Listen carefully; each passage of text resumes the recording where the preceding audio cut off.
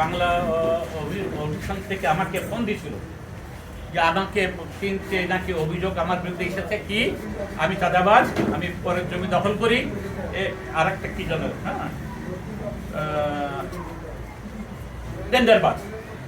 তা আমি আমার জীবনে আমি চাঁদাবাজ, টেন্ডারবাজ এই দ্বিতীয় কোনো কথা আমি আমার জীবনে পাইনি।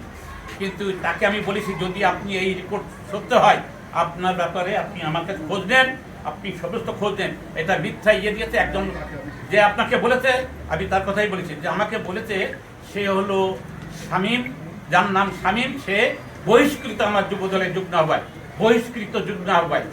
আমি এইটা আলাপ করার পরে তখন ওকে আবার শামীমকে বলার পর শামীম আবার তখন এইগুলো দিচ্ছে। সে কিন্তু বহিষ্কৃত, তার কর্মকাণ্ডের জন্য বহিষ্কৃত। হ্যাঁ, এখনো বহিষ্কৃত আছে।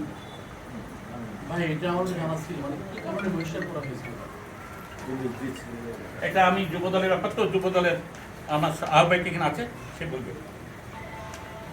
যুবদলের আহ্বায়ক কিনা, হ্যাঁ, তাকে দল থেকে বহিষ্কার করা হয়েছিল।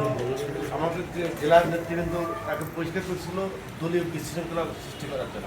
দলের ভিতরে আমাদের যে কমিটি দেয়, সেই কমিটিকে বিশৃঙ্খলা বাধায় এবং কমিটিকে বিতর্কিত করে এবং জ্ঞানজাম ফ্যাসাদ করার জন্য চেষ্টা করে, যার কারণে দল থেকে তাকে বহিষ্কার করে।